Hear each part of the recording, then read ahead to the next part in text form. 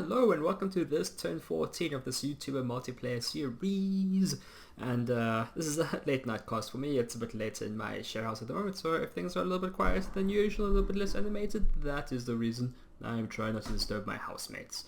Also, if you're watching the other players' channels of what they're doing, please make sure that that information is considered secret. We aren't watching the other channels, so we do ask that all our viewers choose not to give us any spoilers or information that we should not have regarding their actions. Okay, so this turn, let's first have a look at the battle that happened in the sinks. Very straightforward battle. My army massively outnumbered the independents, so I'm going to throw it up on speed 2. One thing that I'm trying to do is these woodsmen are undisciplined. So I'm trying to make sure that all these guys reach the enemy at the same time. That's by putting them behind the line of pikes to try and obstruct them. Some of them do leak through, so in the future I'm going to position them further back, but the idea is to get a concentration of massive units all arriving at the enemy front at the same time. There was a bunch of archers back here, and the throws of speed too, because there's really not that much which is going on. Buccaneers, more of a militia, and then obviously archers and kill them, and a few woodsmen die. It's not important. The archers shoot the arrows, it's also not important. Not much of importance is happening here, except all wins, which is great, really, considering the position I've been in the past few days. A few victories even against independents is just pleasant. 3 woodsmen blowpipes died. Blowpipes, that sounds dirty. Woodsmen blowpipes, I'm sorry, where's my brain gone? Okay, I finally got level 3 in construction. Level 3 in construction allows me to do Legions of Steel. That was the main one. I cast a spell, a group of soldiers gets +3 protection, which on my already highly protected soldiers is very nice. It does have 3 earth, so I'm going to have to either use summon earth power, that's an alteration spell, or use boots to actually access the spell for my priests. Clockwork soldiers is also a very, very real option. I have a lot of earth gems, and this gives me an ability to really create a unit out of those gems. It depends how soon I fight a large critical battle. I might look to the spell to really use it. I really wanted construction of greater magic items. That was a goal, but I think I have to let it go in favor of evocation. Evocation, I need iron bolts. Considering the battles I'm fighting, expecting to fight iron bolts, it's such a good spell. It will really help. And I'm also really looking forward to casting Hurricane on some of my enemies. Range 5 provinces, and it's a jerk spell. It's unpleasant. They won't know where it comes from, and it'll make me happy. So, and of course Blade Wind's also really good, so I think I really need to vector into evocation at this point. Let's throw all the research I can into it.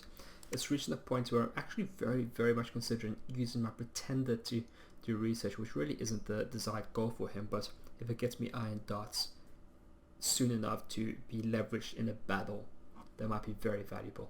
Also, what I didn't show off camera is I bidded for Victor's villains. They are mercenaries, so I've acquired them. They were really cheap. I got them by 20 gold pieces, and the reason I'm using them is to try and figure out what is in this province.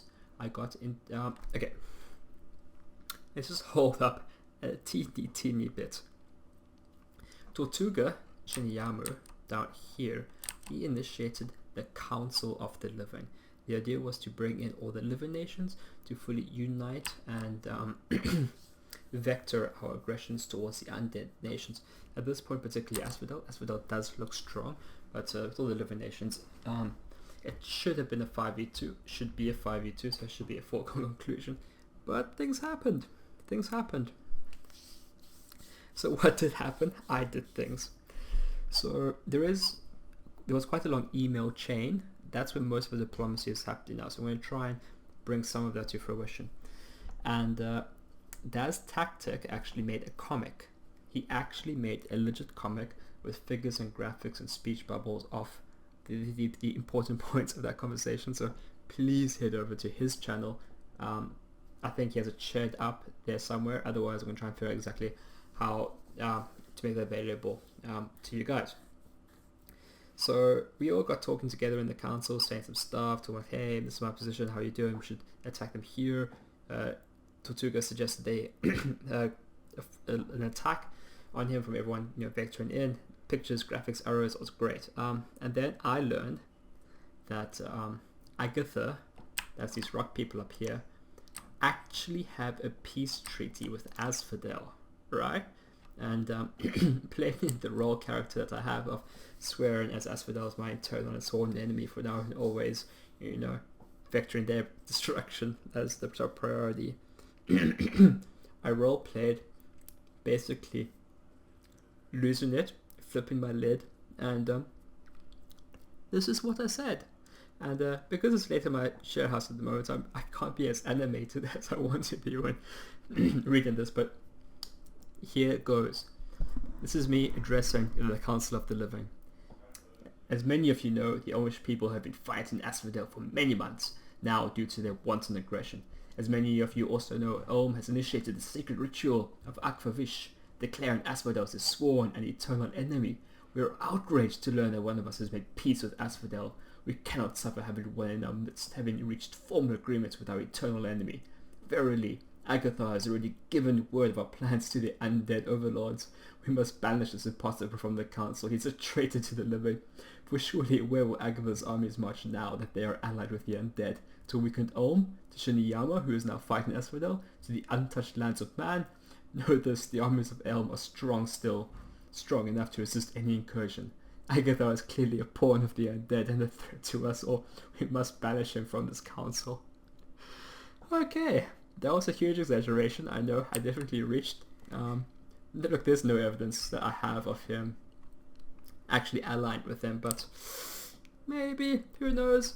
Not gonna speculate, or I mean, I asserted, but either way, I deliberately overreached and overreacted. That was part of the character I was going for, which I'm having a lot of fun with, I must say. Diplomatically, however, things went very poorly from then on. Basically, let's cut to the chase. Agatha, actually, first off, Shinuyama and Vanheim actually both asserted to try and calm everyone down and make sure Agatha is a valid part of the Council of Living and should remain. And but Agatha eventually just chose to leave the council. Now, diplomatically, things became very strained, particularly between Elm and Agatha. Things diplomatically are in a very, very poor situation. So I'm actually looking at Agatha as a substantial enemy, and he's got this army up here, which consists of shard guards and troglodyte slaves. The troglodyte slaves have trample, which is awful. They can trample things, and shard guards, which are the sacred units, which also have a bless. I think they got nature 9 and astral 9, so they got a strong bless there too. And if I muster up basically all of these forces, I can probably take that army, but it'll be an unpleasant fight. I've also been in very close conversations with Vanheim, and the information that I have from him is that Agatha is looking to get into the oceans. I had an agreement from Vanheim very early on that we agreed to keep these water provinces neutral as a buffer zone between our peoples, but considering what has happened, we consider Agatha to take this province to try and gain access to the water. That's what we think he's doing.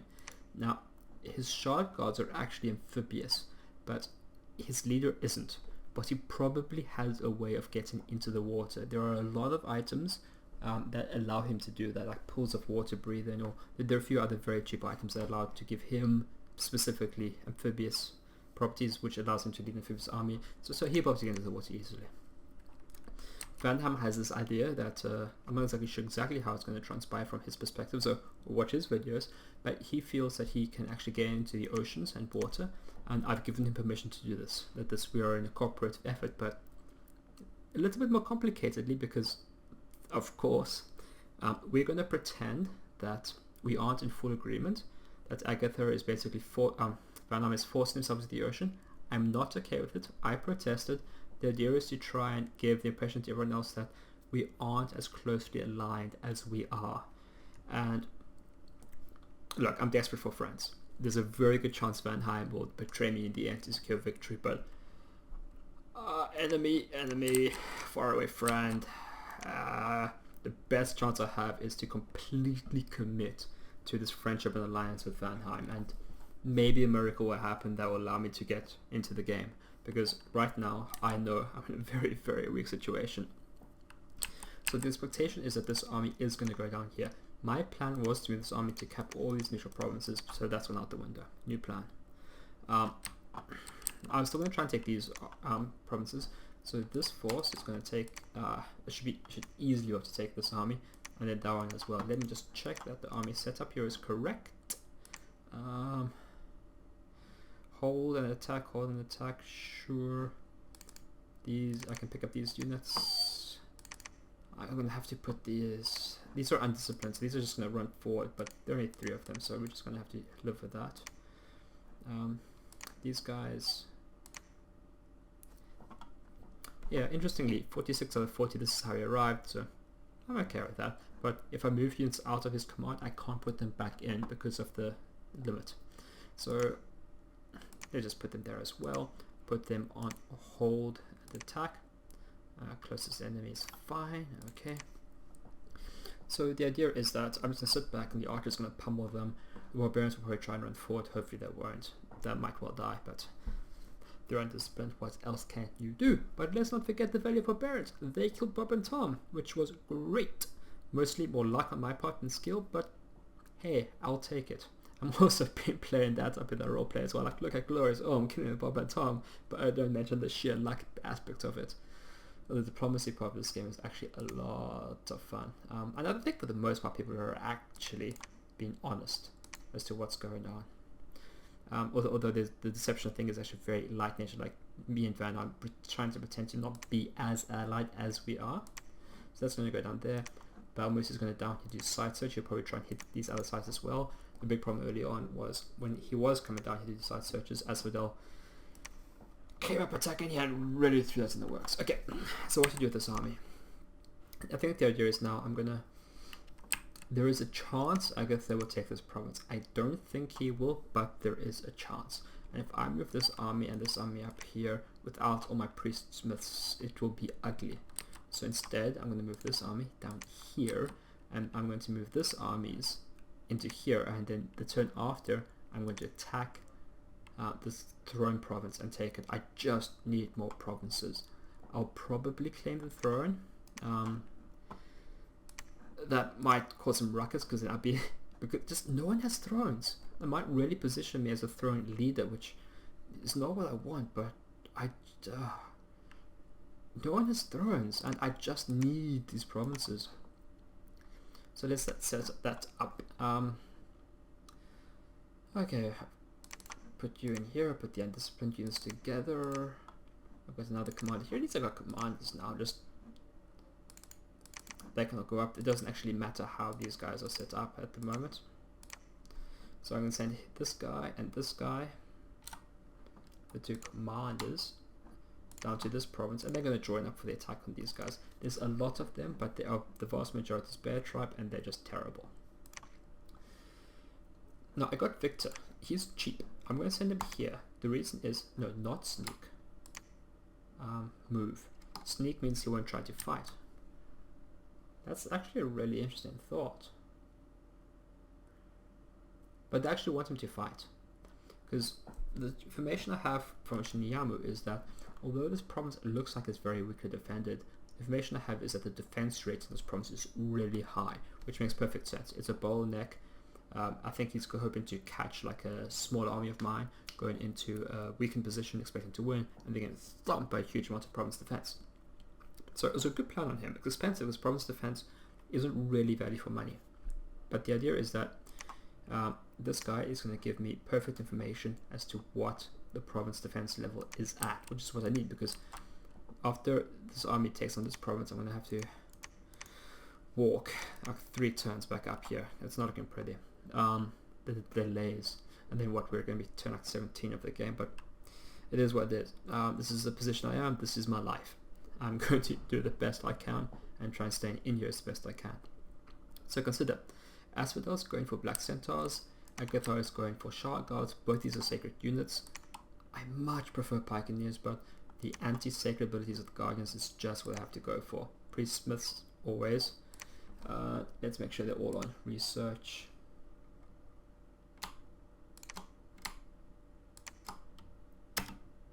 They're all on research. Excellent.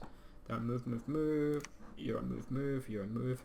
I'm recruiting. I think I missed the recruitment of a scout, which is unfortunate, but I'll live. Where's my scout? I'm going to send the scout, I think, back up here to try and keep an eye on what Agatha is up to, see if there are any more armies coming up. I think that becomes... Actually, no. I think it's more important what Agatha is up to, and the new scout from here will try and keep our tabs on Agatha up there. If Agatha does try and come to aggress me, I'm going to have more units of production, more turns of units of production, so this army will become much more manageable, especially if I get some evocation spells out. Okay, so you two are moving down there, which is what I want. They're going to join up for the attack on the thrones. You're going to move there to suicide to see what's in the province defense. He only costs 20 gold, so I'm totally okay with this.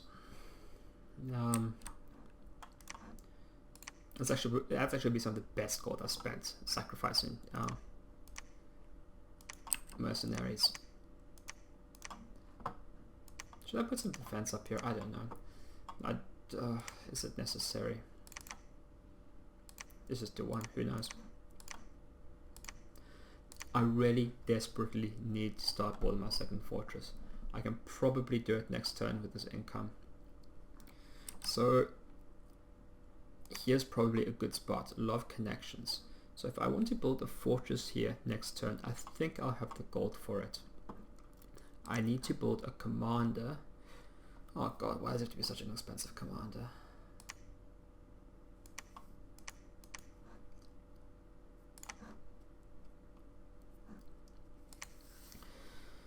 Oh jeez.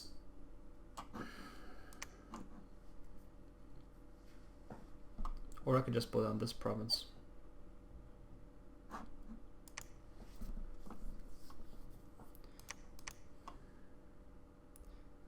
Alternatively, I could actually build it on the Throne province, but that might be a bit too soon. So if I build 50 gold, that'll bring me down to... But then I could lose these spearmen too. I don't know if I have... I don't think I can actually build them next turn because of the resources. I'm not 100% sure how that works. I think I might have to wait the next turn to actually get them. So that's another amount to need. So I'm going to build a commander. Let's go the cheapest one. He's 35 gold. He's 40 gold. But he's not... But he... I really don't want to deal with an undisciplined commander. So his job is to go down here and start building the fort the turn after next. It's a bit delayed. Much more delayed than I'd like it to be, but... The idea in the free-for-all is that we keep pulling the top player down, so the lesser players, that's me, have a chance to rise up to actually maintain the relevance of the game. And really, I think at this point, that's what I'm trying to do. I don't really think I have a fair shot at actually winning. I'm just trying to maintain relevance and play and have fun. And look, if an opportunity for me to actually challenge for victory comes through, I'm going to take it. But I just need to be careful, conserve my forces, build them up and expand. So I'm going to get this province next turn, the Throne province turn of next. I'll get the benefits of the Throne, which is basically just the minion spread. So some more magic sites and try and get evocation up as quickly as possible. 94, so I mean, look, that's a pretty solid research. So I'll probably get evocation 3 and 3 turns? Does that sound right? I think 3, maybe even 2 turns with the next pre-smith. We'll have to have a look. I think it goes 50, 100, 200, 400. So yeah, 50, 100, 200. So to get level 3 I need 350. 350. So it's 3 or 4 turns. It depends if I get my pretender to do some researching. And then my army becomes much more stronger because those pre-smiths with this iron dot are actually very effective. Okay, I think that's the turn. So I'm going to stop recording now. I'll probably go over and make sure everything's right. Oh, let's have a actually look at Hall of Fame. Conrad is here, not doing awfully. Everyone's doing better. But when Tom is dead, I did that. Don't forget, I killed the big guy. Yay! Don't actually know who he is. But so this is happening. Yeah, I think actually one of the YouTuber commenters, I think he's actually commented a bunch on my videos as well. His name's Zaria. I wonder if there's a connection between his evil twin and that YouTuber, and if he's commenting on other people's videos as well. I think the chances are is very high. So we have Zaria's evil twin here. So that's nice. Yeah, that's actually a good point. So if you've been following my videos, and especially if you've been making comments already, if you want a commander named after you, do it, and then I'll do that. And we'll have named people, and hopefully they won't die awfully, which they probably will. So if you don't want your character to be deaded awfully in horrible and horrific ways, maybe don't. But if you are excited about the opportunity to have your hero to achieve victories for Elm and kill undead warriors, then do that. Just try and have a little bit of fun. Okay, so yeah, I'm gonna stop the video, make sure the turns are right, and then submit it, and then I'll see you guys next time. Thanks for watching. Bye.